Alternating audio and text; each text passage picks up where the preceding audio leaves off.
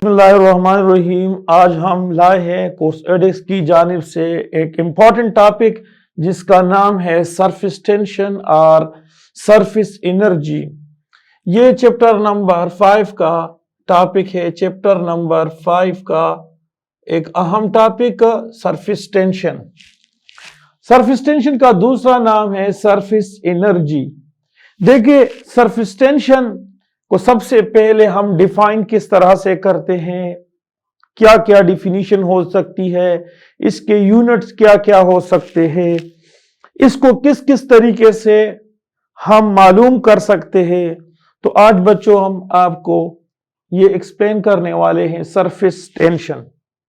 دیکھیں surface tension آپ کے پاس سپوز اس کنٹینر کے اندر لیکوڈ موجود ہے, یہاں پر لیکوڈ موجود ہے, اور کنسیڈر کرو کہ اس کے انٹیریئر پارٹ پہ یہاں پر بالکل مڈ پہ ایک پارٹیکل موجود ہے, اور اس پارٹیکل کے اوپر چاروں سائڈ سے یہ دیکھیں, یہ رائٹ ہینڈ سائڈ سے اس طرح سے مالیکیولز کو کھینچتا ہے, اس طرح سے مالیکیول لیفٹ ہینڈ سائڈ سے بھی کھینچتا ہے, اور اپورڈ یہ دیکھیں اپورڈ سائڈ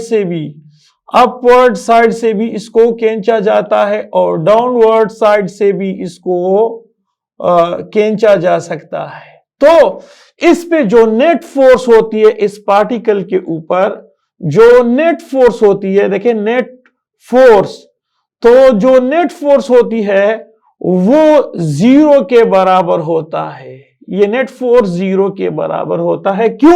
کیونکہ لیفٹ ہینڈ سائڈ والا فورس جو ہے وہ کینسل کرتا ہے رائٹ ہینڈ سائڈ والا. اپورڈ فورس جو ہے وہ ڈاؤن ورڈ فورس اس کو کینسل کرتا ہے. تو نیٹ فورس اس پارٹیکل کے اوپر 0 ہے, تو یہ فریلی موومنٹ کرتا ہے.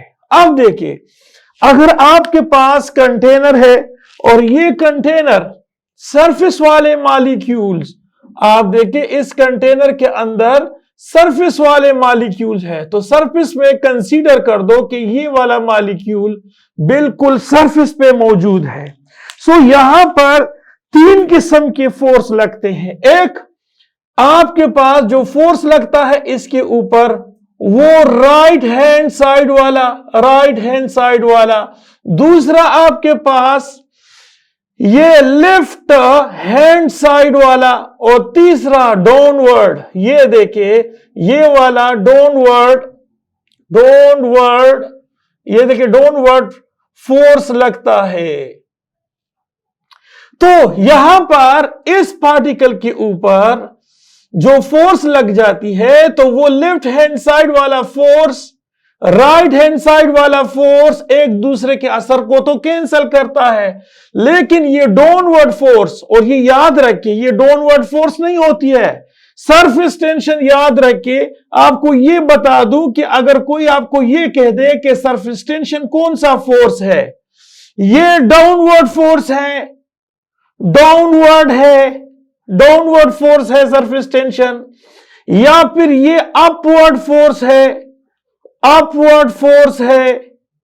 یا پھر انورڈ فورس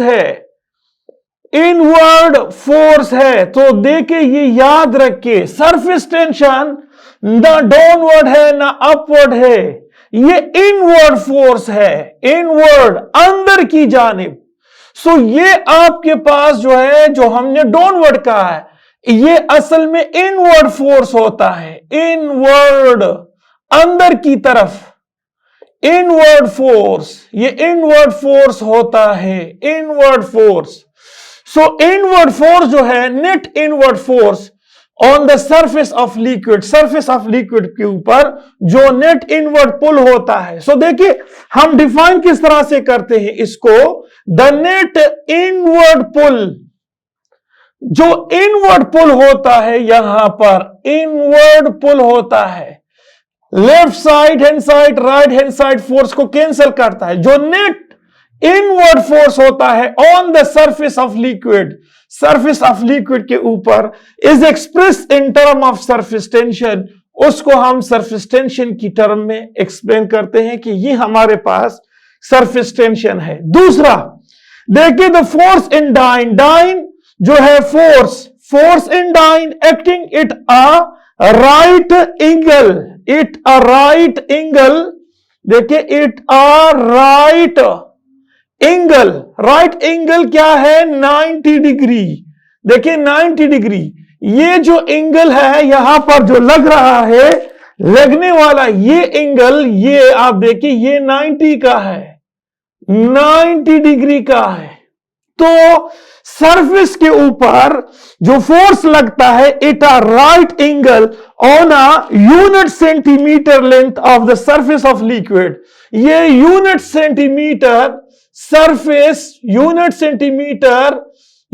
सेंटीमीटर लेंथ होता है, इस पे एट अ राइट एंगल पे 90 एंगल पे इसके ऊपर फोर्स लगता है। उस फोर्स को हम कहते हैं, इसको हम कहते हैं क्या, इसको हम कहते हैं सरफेस टेंशन। या अब देखिए ये स्ट्रेचिंग इफेक्ट होता है, स्ट्रेचिंग, इसको स्ट्रेच किया जाता है, स्ट्रेचिंग इफेक्ट होता है। ये देखिए लिक्विड के सरफेस के मॉलिक्यूल्स के ऊपर स्ट्रेचिंग इफेक्ट होता है, felt on the surface of molecules is called surface tension, वो सरफेस टेंशन होता है। अब देखिए एक और तरीके से हम इसको डिफाइन करते हैं, देखिए ये आपके पास है लिक्विड के जो सरफेस एरिया है, ये आपके पास सरफेस है लिक्विड का, दो देखिए नीचे जो मॉलिक्यूल्स है इसको इनवर्ड, इस तरह से नेट इनवर्ड इसको खींचा जाता है, नेट इनवर्ड फोर्स, देखिए नेट इनवर्ड फोर्स लगता है। होगा क्या कि ये यहां से यहां तक इसका जो सरफेस एरिया है, जो सरफेस एरिया है वो इंक्रीज होता है। सपोज पहले आप यहां से इस डायरेक्शन में जाते थे तो यहां पर ये एरिया, सरफेस एरिया जो है वो कम था।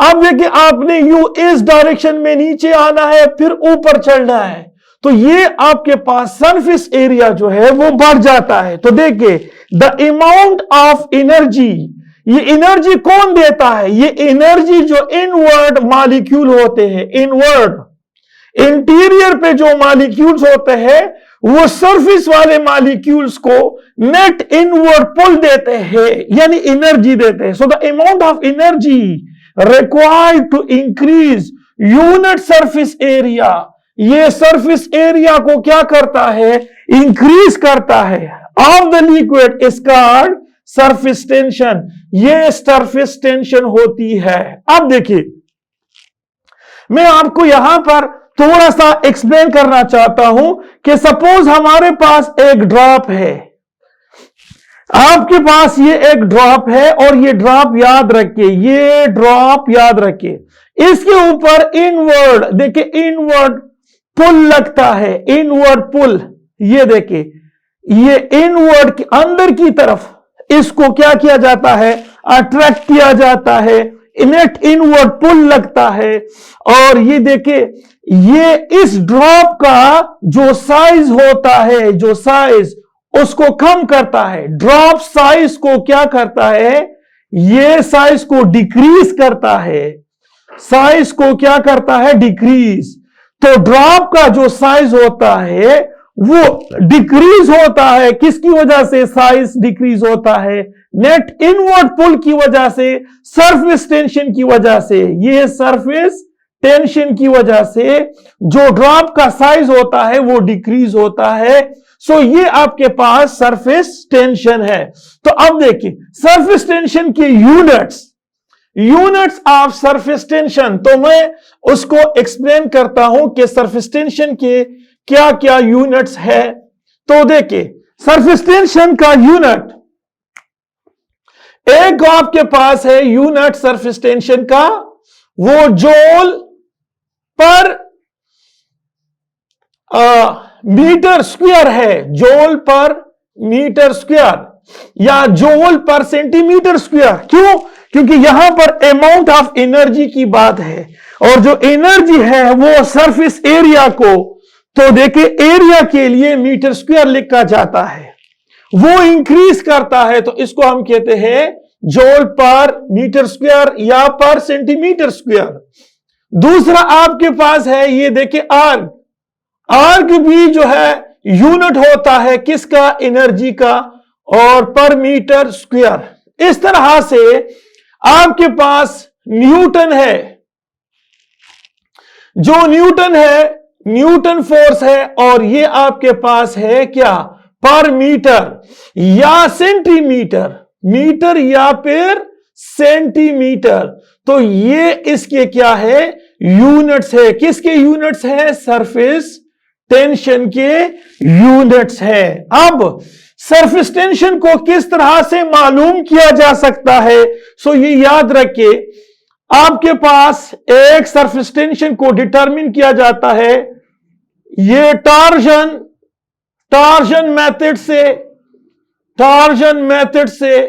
मेथड से एक होता है आपके पास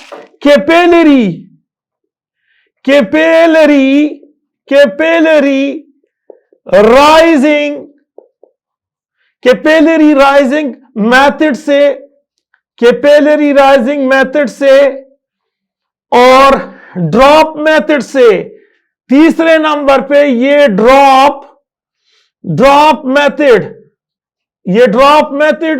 जिसको हम कहते हैं स्टेलेग्मोमेट्रिक मेथड, इसमें स्टेलेग्मोमीटर इस्तेमाल होता है, स्टेलेग्मोमीटर यूज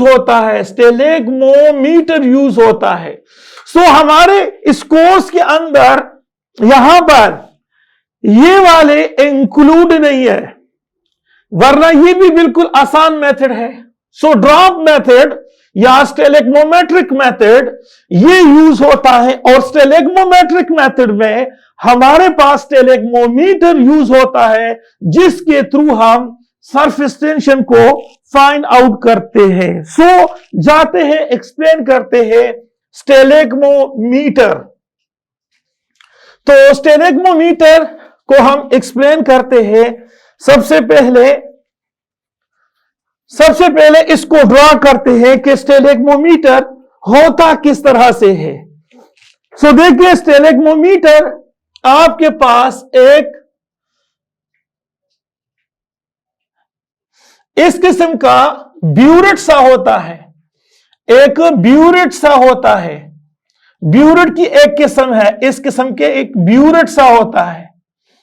ये देखिए, इसका ये जो एरिया है, ये वाला बिल्कुल ये स्मॉल है, ये बिल्कुल स्मॉल एरिया है जहां से ड्रॉप निकलता है, और यहां पर रेगुलेटर होता है, यहां पर रेगुलेटर होता है। थंब रखते हैं, उंगलियों को रखते हैं इस तरह से, ताकि वो रेगुलेट कर दे ड्रॉप को।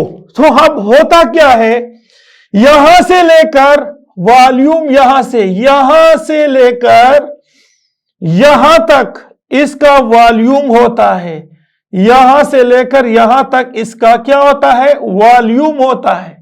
ये देखिए, ये वॉल्यूम है किसी भी लिक्विड का, यहां से लेकर यहां तक वॉल्यूम है।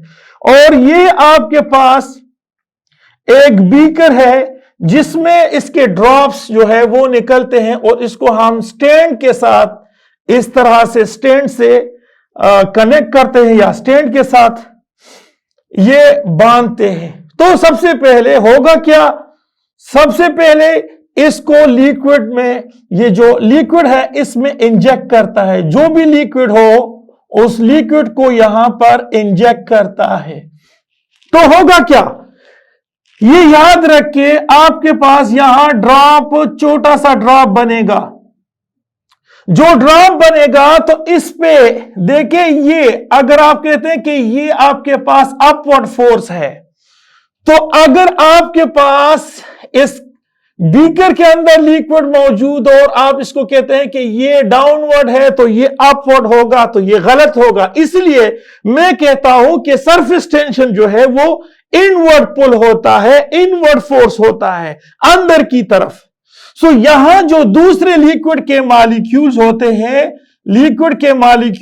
हैं, ये इसको खींचता है, क्या, इनवर्ड पुल, अंदर की तरफ, अंदर की तरफ इसको खींचा जाता है, जबकि इसका जो साइज है, ये देखिए इसका साइज आहिस्ता आहिस्ता बढ़ता जाता है, बढ़ता जाता है, बढ़ता जाता है, तो इससे ये ड्रॉप नहीं निकलता है। तो देखिए आपके पास जो 2 पाई आर है और यहां पर आपके पास ये गेमा, ये सरफेस टेंशन है, सो ये ग्रेटर है देन द वेट, ये वेट से, वेट ऑफ ड्रॉप, ये देखिए ये वेट ऑफ ड्रॉप है, ड्रॉप का वेट है। सो वेट ऑफ ड्रॉप जो है उससे सरफेस टेंशन वो ग्रेटर है। सरफेस टेंशन के साथ हमने 2 पाई आर ये सरकमफ्रेंस लगाया, तो ये देखिए सरफेस टेंशन इस पूरे ड्रॉप के सरकमफ्रेंस पे होता है। देखिए इस ड्रॉप के सरकमफ्रेंस पे, मुकम्मल सरकमफ्रेंस पे इनवर्ड पुल होता है, इनवर्ड पुल होता है। तो ये ड्रॉप नहीं गिरेगा, यहां पर नहीं गिरेगा। क्यों नहीं गिरेगा? क्योंकि यहां पर आपके पास है 2 पाई आर, ये सरफेस टेंशन ग्रेटर है देन इट्स वेट, इसके वेट से। या वेट को हम यू इस तरह से भी लिख सकते हैं कि ये आपके पास 2 पाई आर है, ये आपके पास है गेमा, और ये आपके पास है एम जी के बराबर है, ये एम जी है, वेट बराबर है एम जी, ये एम जी के बराबर है। तो ये आपके पास वेट है। अब देखिए आपके पास डेंसिटी किसके बराबर है? डेंसिटी बराबर है मास पर यूनिट वॉल्यूम, ये मास पर यूनिट वॉल्यूम है। और आपके पास ये देखिए ये डेंसिटी इंटू वॉल्यूम, और ये आपके पास मास के बराबर होता है। तो हम लिख सकते हैं कि ये 2 पाई सरकमफ्रेंस है ड्रॉप का, जिसके ऊपर सरफेस टेंशन लग रहा है, और वो जो है वो ज्यादा है किससे? W से ज्यादा है, या mg से ज्यादा है, या फिर m की जगह dvg से ज्यादा है, इससे ज्यादा है। ये भी वेट है, ये भी वेट है, और ये भी वेट है, इसलिए ड्रॉप नहीं गिरता है। लेकिन जब आपके पास क्या होता है, जब आपके पास ये 2 पाई आर जो सरकमफ्रेंस के ऊपर जो सरफेस टेंशन लगता है, अगर ये इसके बराबर हो जाए, ये देखिए डीवीजी के, डीवीजी डेंसिटी, वी वॉल्यूम, यहां देखिए वॉल्यूम यहां से लेकर यहां तक वॉल्यूम है, अगर ये इसके बराबर होता है, ग्रेविटेशनल फोर्स है जी, अगर ये बराबर होता है तो फिर ड्रॉप गिरना शुरू करेगा, ये ड्रॉप जो है गिरना शुरू करेगा। अब देखिए अगर आपके पास ड्रॉप जल्दी जल्दी गिर जाता है, तो समझो कि अगर आपके पास ड्रॉप जल्दी गिरते हैं तो आपके पास सरफेस टेंशन कम होगी, उस सूरत में ये वैल्यू इस वैल्यू के बराबर होता है। सो होगा क्या? ये देखिए ये आपके पास है 2 पाई आर, यहां आपके पास है गेमा, और ये डी ग्रेविटेशनल, ये क्या नाम है, डेंसिटी है लिक्विड का, V volume, so volume divided by N. देखिए एन ये क्या है? एन से मुराद है नंबर ऑफ ड्रॉप्स। जो नंबर ऑफ ड्रॉप्स गिर जाते हैं तो इसके वॉल्यूम में कमी आ जाती है। सो में जो भी चीज कम होता है इसको हम डिवाइड करते हैं या सब्ट्रैक्ट करते हैं। देखिए आप 10 से 2 को निकाल दे तो 8 बनता है, 8 से 2 को निकाल दे तो ये 6 बनता है, 6 से 2 को निकाल दे 4 बनता है, 4 से 2 को निकाल दे तो 2 बनता है। लेकिन किसी चीज के बार बार सब्ट्रैक्ट करने का जो आसान तरीका होता है, जो आसान मेथड होता है, उसको हम क्या कहते हैं? डिवीजन। सो अब क्या है कि 10 को आप 5 पे डिवाइड कर दो तब आता है 2, तो ये आसान है। सो वॉल्यूम में कमी आएगी जब आप नंबर ऑफ ड्रॉप्स को क्या करोगे? ज्यादा नंबर ऑफ ड्रॉप्स जितने ज्यादा निकालोगे, या इससे नंबर ऑफ ड्रॉप जितनी ज्यादा निकलती है उतना इसके वॉल्यूम में क्या होती है? कमी आ जाती है, वॉल्यूम में कमी आती है। इसलिए वॉल्यूम को हम डिवाइड करते हैं बाय नंबर ऑफ ड्रॉप्स, तो ये आपके पास हो गया जी, और ये बराबर, अगर ये इसके बराबर होता है तो याद रखो नंबर ऑफ ड्रॉप्स जो है वो स्टेलेग्मोमीटर से जो है वो गिरना शुरू हो जाता है। अब देखिए, this is the surface tension for the liquid, ये लिक्विड के लिए सरफेस टेंशन है। और ये देखिए, ये आपके पास है number of drops of any liquid, suppose यहां केरोसिन ऑयल है या जो भी ऑयल हो, तो वो उसके लिए नंबर ऑफ ड्रॉप्स है। और ये याद रखिए, ये डेंसिटी जो है ऑफ द लिक्विड, जबकि ये जी जो है ये कांस्टेंट होता है वाटर के लिए, भी ग्रेविटेशनल फोर्स है एनी लिक्विड के लिए, और वॉल्यूम भी कांस्टेंट होता है। क्यों? क्योंकि वॉल्यूम यहां से लेकर वॉल्यूम यहां तक सबके लिए सेम वॉल्यूम है। सो अब आपके पास ये बन जाता है क्या? ये बन जाता है dl, density of the liquid, and number of drops of liquids fall.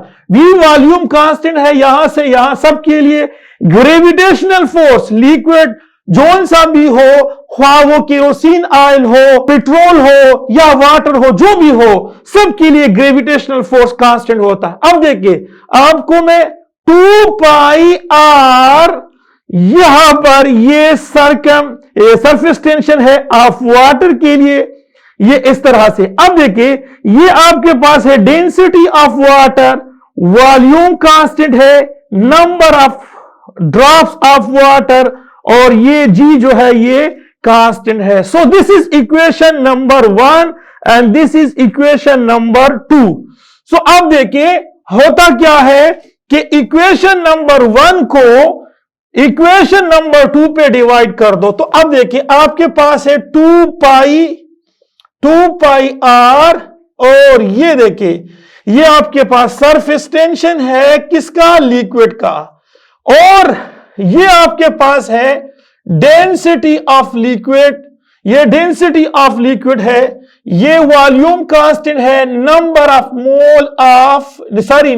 Drops of liquid falls, और यहां आपके पास है ग्रेविटेशनल फोर्स, वो कांस्टेंट है। अब देखिए होगा क्या, मैं इसको डिवाइड करता हूं, तो 2 पाई आर, ये वाटर के लिए भी सरकमफ्रेंस होगा, ये सरकमफ्रेंस सबके लिए रिमेन द सेम होगा, और ये देखिए ये सरफेस टेंशन ऑफ वाटर, तो मैंने डिवाइड किया, तो इसको भी मैं डिवाइड करूंगा। ये देखिए, ये डिवाइड करता हूं क्या? Density of water volume divided by ये number of drops of waterfall, और ये आपके पास है ग्रेविटेशनल फोर्स। सो अब हम क्या करते हैं, इसको यूं इस तरह से भी लिख सकते हैं कि 2 पाई आर, और ये surface tension of liquid divided by 2 pi r, और यह आपके पास है सरफेस टेंशन ऑफ वाटर, और यूं इस तरह से ये देखिए आपके पास है डेंसिटी ऑफ लिक्विड, ये है आपके पास वॉल्यूम ऑफ द लिक्विड, ये आपके जो कि कांस्टेंट है, ये number of drops of liquid, और ये ग्रेविटेशनल फोर्स है। और इसको हम क्या करते हैं? डिवाइड करते हैं। क्या? किस तरह से? ये डेंसिटी ऑफ वाटर वॉल्यूम है जो कि कांस्टेंट है, number of drops of water, और ये ग्रेविटेशनल फोर्स जो है वो कांस्टेंट होता है। तो हम क्या करते हैं, हम इसको हम क्या करते हैं, इसको हम लेके जाते हैं इस तरह से इनवर्ट फॉर्म में, यानी इसको इस तरह से लगाते हैं कि यहां जी है और यहां पर भी ये जी इस तरह से कांस्टेंट है। सो होगा क्या, इसको हम इनवर्स करते, ये इसके साथ खत्म होता है, तो ये surface tension of liquid, surface tension of water, और ये देखिए ये डेंसिटी ऑफ लिक्विड, और वॉल्यूम कांस्टेंट है, जी ग्रेविटेशनल फोर्स कांस्टेंट है, number of drops of liquid, तो इसको हम मल्टीप्लाई करते हैं, number of drops of water. अब देखिए density of water volume constant है, जी कांस्टेंट है, सो जी, और ये इसको आप खत्म कर दे, तो अब आपके पास क्या बचता है, देखिए surface tension of any liquid divided by surface tension of water. तो होगा क्या, ये डेंसिटी ऑफ लिक्विड और यहां आपके पास बच जाता है number of drops of water, और ये देखिए ये number of drops of liquid और यहां आपके पास है डेंसिटी ऑफ वाटर। सो देखिए होगा क्या, होगा ये कि सरफेस टेंशन ऑफ लिक्विड, किसी सरफेस टेंशन ऑफ लिक्विड जो है वो आपके पास डायरेक्टली प्रोपोर्शनल है डेंसिटी ऑफ लिक्विड के, और सरफेस टेंशन ऑफ लिक्विड वो इनवर्सली प्रोपोर्शनल है number of drops fall from stalagmometer. Stalagmometer से जितने नंबर ऑफ ड्रॉप्स जितने ज्यादा निकलते हैं सरफेस टेंशन ऑफ लिक्विड जो है उतना ही जो है वो कम होता है। तो ये याद रखिए। अब हम आपके पास है, देखिए सरफेस टेंशन ऑफ लिक्विड, ये density of liquid number of drops of water into number of drops of liquid density of water into ये देखिए सरफेस टेंशन ऑफ वाटर। तो सरफेस टेंशन ऑफ वाटर स्टेलेग्मोमीटर पे यहां ये ग्रेजुएटेड होता है, इसके ऊपर लिखा होता है। डेंसिटी ऑफ वाटर वो गिवन होती है, नंबर ऑफ ड्रॉप्स वो गिवन होती है, density of liquid specific gravity bottle से किसी लिक्विड की डेंसिटी मालूम कर दो और स्टेलेग्मोमीटर से गिवन टाइम में आप क्या कर दो, number of drops find out कर दो, इस वैल्यू को यहां पुट कर दो, तो ये सरफेस टेंशन होगी किसी लिक्विड की। सो देखिए सरफेस टेंशन ऑफ लिक्विड मैं आपको बताना चाहता हूं। ओके ये देखिए surface tension of liquid, the relative surface tension, the relative surface tension, the surface tension of any liquid with respect to surface tension of water, surface tension of water is called उसको कहा जाता है relative surface tension। तो जिस तरह हमने relative viscosity की बात की, हमने कहा कि किसी भी लिक्विड की फ्लूइडिटी या विस्कोसिटी इसको हम वाटर के साथ कंपेयर क्यों करते हैं, इसलिए कि वाटर यूनिवर्सल सॉल्वेंट है। इस तरह से किसी भी लिक्विड की जो सरफेस टेंशन होती है उसको हम वाटर के साथ इसलिए कंपेयर करते हैं कि वाटर जो है वो यूनिवर्सल सॉल्वेंट है। तो यहां आपके पास relative surface tension find out होता है। अब हमारे पास कुछ फैक्टर है जो इफेक्ट करता है सरफेस टेंशन को। तो कुछ फैक्टर है जो कि क्या करता है, सरफेस टेंशन को इफेक्ट करता है। लिख लिया है आपने? तो चलो हम वो फैक्टर बताते हैं जिसके थ्रू सरफेस टेंशन जो है वो इफेक्ट होता है। तो कुछ फैक्टर्स हैं जो कि सरफेस टेंशन को इफेक्ट करता है। सो देखिए वो फैक्टर कौन कौन से फैक्टर है। Factor which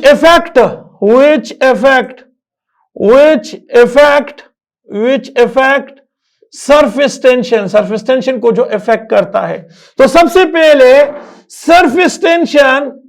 surface tension inversely proportional होता है टेम्परेचर के। सरफेस टेंशन टेम्परेचर के इनवर्सली प्रोपोर्शनल होता है। जब आप टेम्परेचर को इंक्रीज करोगे तो होगा क्या, टेम्परेचर के इंक्रीज करने से काइनेटिक एनर्जी जो है वो बढ़ जाती है, और जब वो काइनेटिक एनर्जी बढ़ जाती है सो देखे नेट इनवर्ड पुल जो है, नेट इनवर्ड पुल जो है वो डिक्रीज होता है। तो जब डिक्रीज होता है तो सरफेस टेंशन जो है वो डिक्रीज होता है। और इवन ये याद रखें क्रिटिकल टेम्परेचर पे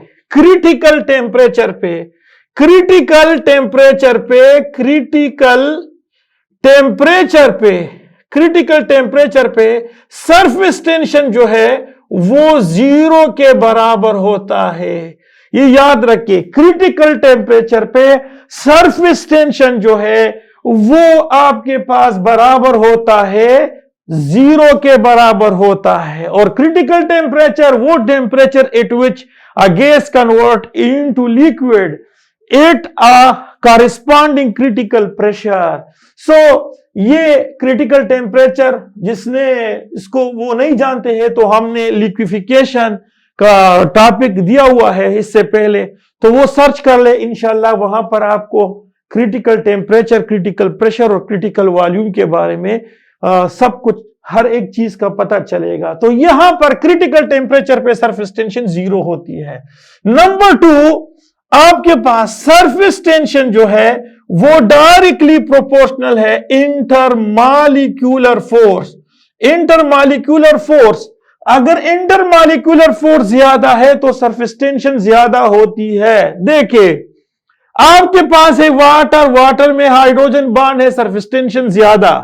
آپ کے پاس ہے ایتھنول, تو یہاں ڈائپول ڈائپول انٹریکشن ہے, ہائیڈروجن بانڈ بھی ہے, تو یاد رکھیے اس کا سرفیس ٹینشن کم, اس کا زیادہ. اور ڈائی میتھائل ایتھر, ڈائی میتھائل ایتھر, اس کا سرفیس ٹینشن سب سے کم ہوتا ہے کیونکہ یہاں لنڈن ڈسپرجن فورس ہوتا ہے. دیکھیں آپ کے پاس ہے ایتھنول, یہ ایتھنول ہے, اور دوسرا آپ کے پاس ہے گلائکول. یہ دیکھیں یہ آپ کے پاس ہے گلائکول, یہ دیکھیں گلائکول. تو ایتھنول سے گلائکول کا سرفیس ٹینشن زیادہ ہوتا ہے, اور گلائکول سے گلیسیرول کا یا پھر گلیسیرین کا, یہ آپ کے پاس یاد رکھیے اس کا سرفیس ٹینشن زیادہ ہوتا ہے. کیوں زیادہ ہوتا ہے؟ اس لیے زیادہ ہوتا ہے کہ میں نے بتا دیا کہ یہاں پر انٹر مالیکولر اٹریکٹیو فورس یا ہائیڈروجن بانڈ میکزیمم ہوتا ہے. اس طرح سے آپ کے پاس 3rd نمبر پہ کہ سرفیس ٹینشن جو ہے وہ ڈائریکٹلی پروپورشنل ہے کانٹیکٹ ایریا. دیکھیں contact area, contact area, surface area, surface area, contact area اس پہ بھی ڈیپینڈ کرتا ہے. سپوز آپ کے پاس ہے یہ دیکھیں, یہ آپ کے پاس ہے CH3CH2, یہ آپ کے پاس ہے CH2, یہ CH2, یہ CH3, 1 2 3 4 5. اس کا نام ہے N پینٹین. یہ دیکھیں یہ N پینٹین ہے, یہ N پینٹین. اب اس کو ہم اس طرح سے لکھتے ہیں CH3CH, یہاں CH3, یہاں CH2, یہاں CH3. اس کا کیا نام ہے؟ اس کا نام ہے آئسو پینٹین, آئسو پینٹین. اور اب دیکھیں یہ آپ کے پاس ہے نیو پینٹین, CH3, یہ دیکھیں CH3, یہ آپ کے پاس ہے CH3. تو نیو پینٹین, یہ دیکھیں نیو پینٹین. تو نیو پینٹین کا سرفیس ایریا کم ہے, کانٹیکٹ ایریا کم ہے, یہاں کانٹیکٹ ایریا زیادہ ہے, تو یہاں پر سرفیس ٹینشن جو ہے وہ زیادہ ہوتی ہے. سو اب دیکھیں ہمارے پاس 4 نمبر پہ یہ ہے کہ surface tension is inversely proportional to surfactant. یہ دیکھیں یہ آپ کے پاس ہے سرفیکٹنٹ, یہ دیکھیں سرفیکٹنٹ. سرفیکٹنٹ کس کو کہتے ہیں؟ سرفیکٹنٹ کہتے ہیں ڈیٹرجنٹ, ڈیٹرجنٹ, ڈیٹرجنٹ, ڈیٹرجنٹ کہتے ہیں. سوپ کو کہتے ہیں سوپ, سوپ, یہ سوپ کو کہتے ہیں. کیوں؟ کیونکہ سوپ جو ہے کسی بھی لیکوڈ کا, سپوز پانی ہے اور یہاں آپ کے پاس کیا ہے؟ ہائیڈروجن بانڈ ہے, یہاں ہائیڈروجن بانڈ ہے. سو دیکھیں کیا ہوتا ہے کہ یہ سرفیکٹنٹ کی وجہ سے, سوپ ڈیٹرجنٹ کی وجہ سے یہاں جو ہائیڈروجن بانڈ ہوتا ہے, ہائیڈروجن بانڈ یا تو وہ ویک ہوتا ہے یا پھر اس کو بریک کرتا ہے, بریک کرتا ہے اس کو. اسی لیے اب جو پانی ہے عام پانی کے اوپر, تو ماسکیٹو ماما جو ہے وہ واک کرتا ہے آن the surface of liquid, surface of liquid پہ وہ واک کرتا ہے ڈیو ٹو سرفیس ٹینشن. अब दूसरा आप देखें, याद रखिए, ह्यूज शीप्स जो होते हैं वो फ्लोट कर जाता है on the surface of liquid due to surface tension and up thrust force, उसकी वजह से होता है। सो अगर आपके पास डिटर्जेंट होता है, डिटर्जेंट, तो ये डिटर्जेंट की वजह से सरफेस टेंशन जो है वो कम होती है, क्योंकि वो हाइड्रोजन बॉन्ड को ब्रेक करता है। हाइड्रोजन बॉन्ड जो है वो क्या होता है, ब्रेक होता है। सो दूसरा जो रेन होता है, rainfall in the form of drop, ये ड्रॉप की वजह से ये गिर जाता है। ये is due to surface tension, ये सरफेस टेंशन की वजह से होता है, सरफेस टेंशन की वजह से। मैं आपको यह भी बताना चाहता हूं कि meniscus, concave meniscus and convex meniscus, ये भी सरफेस टेंशन की वजह से होता है। देखिए किस तरह से होता है। देखिए आपके पास है, सपोज आपके पास यहां पर इस कंटेनर के अंदर पानी मौजूद है, इसमें आपके पास है पानी H2O। तो जब H2O है तो वो इस तरह से कर्व बनाता है, ये देखिए इस तरह से कर्व बनाता है। इस कर्व को कहते हैं, इस कर्व को, ये जो देखिए ये कर्व है, इस कर्व को कहते हैं कॉनकेव मेनिस्कस, ये कॉनकेव मेनिस्कस कहते हैं। मेनिस्कस किसको कहते हैं, कर्व को। ये पानी में, सो देखिए पानी में क्या होता है, पानी में आपके पास यहां पर इस कंटेनर और लिक्विड के दरमियान जो फोर्स होती है, यहां पर ये देखिए ये एडहेसिव फोर्स, तो एडहेसिव फोर्स जो है, एडहेसिव फोर्स डोमिनेट होता है कोहेसिव फोर्स पे। कोहेसिव फोर्स क्यों, लिक्विड के दरमियान जो फोर्स होती है वो कम होती है और दीवारों लिक्विड के दरमियान ज्यादा होती है, तो इस वजह से जो मेनिस्कस बनता है उसको हम कहते हैं कॉनकेव मेनिस्कस। लेकिन दूसरा, ये आपके पास एक दूसरा कंटेनर या बीकर है, इसमें आपके पास ये देखिए ये कन्वेक्स, ये कर्व मिलता है, इसको हम कहते हैं कन्वेक्स मेनिस्कस। ये क्यों होता है, क्योंकि यहां पर आपके पास कोहेसिव फोर्स वो डोमिनेंट होता है एडहेसिव फोर्स के ऊपर। ये देखिए ये क्यों, किस चीज में पाया जाता है, ये तो पानी में वाक़या होता है। जो पानी में जो है कॉनकेव मेनिस्कस बनता है, जबकि Hg पारा, Hg लिक्विड है, उसमें आपके पास याद रखिए कोहेसिव फोर्स जो है वो डोमिनेंट होता है एडहेसिव से। सो यहां पर ये एंगल यहां पर बनता है और यहां एंगल यहां पर बन जाता है। तो मतलब इसका ये हो गया कि ये कॉनकेव मेनिस्कस और कन्वेक्स मेनिस्कस भी ये आपकी सरफेस टेंशन की वजह से होती है। So thank you, Allah Hafiz.